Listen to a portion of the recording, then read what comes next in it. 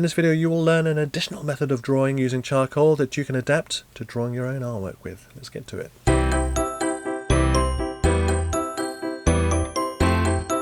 So in a previous video I showed you a method of drawing a skull using charcoal, what I call the traditional method. There's a link up here if you haven't watched that. And in that we used a direct sort of approach similar to using graphite. So you draw the outlines and just fill them in using gradients and etc. matching the reference photo. But with this method it kind of turns all that on its head. You work by drawing the light as opposed to drawing the shadows. So let me walk you through by drawing the same skull but with this new method. So having drawn the outlines, I make some charcoal dust in a makeshift paper tray. You can make the dust in several ways. Either use a piece of sandpaper, or you can use a craft knife or X-Acto blade and scrape the vine charcoal at an almost 90-degree angle. If you do it like an acute angle, it sort of sharpens it. And plus you don't want larger lumps coming off. You just want dust, powder. For this new method, you'll also need a soft fluffy brush. You could use a watercolor brush for example, or better still, like I'm using here, I'm using a cheap makeup brush bought from a pharmaceutical store.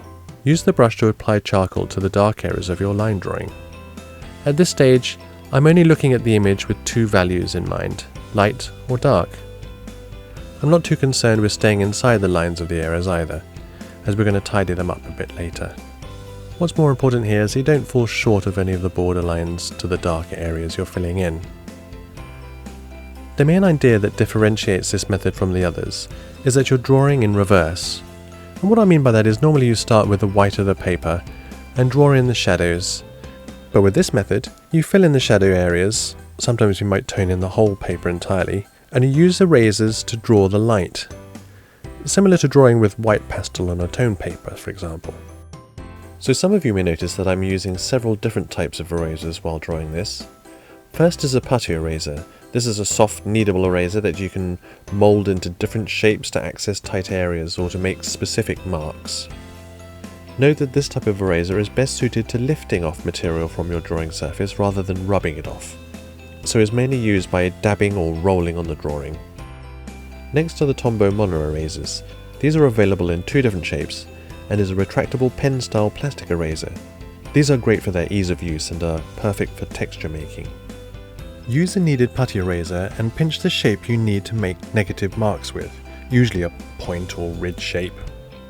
When working on larger areas, you want to try and avoid making repeated patterns from the charcoal you've taken away using the erasers. So in order to do that, you vary the angle, rotation and shape of the eraser with each application to the charcoal areas. Try the best you can to match what you see, whether it's from life or from photos. We're basically trying to do shape and tonal replication. My best advice is, if you're just starting out, begin by using photo references, as it minimizes the ways in which your reference can change.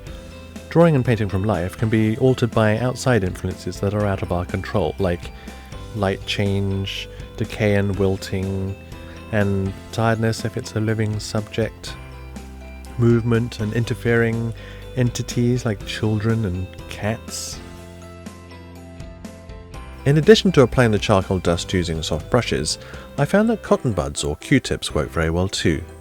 They can be used to apply darker, more densely black areas to your work, with fewer applications than with a brush. Like all of the methods and techniques in my videos, there's not just one correct way in which to draw something. Instead, I encourage you to watch as many tutorials as you can, try practicing some of your favourites or ones that are new to you, and adopt them into your own methods. You'll find over time you'll use some more than others, but always several together like different regiments in the army fighting one battle together. The full step-by-step tutorial of how to draw the skull using charcoal in 3 different ways will be available for you to download and follow along in your own time, featuring in-depth explanations, exercises and packed with tips and tricks of drawing realistically in charcoal. When it's available there will be a link in the description below. In the meanwhile, have a look at some of my other tutorial videos on realism, and please leave a like or comment below, and don't forget to subscribe and click the bell. It'll really help my channel grow, and I'll see you in the next video. Thanks for watching.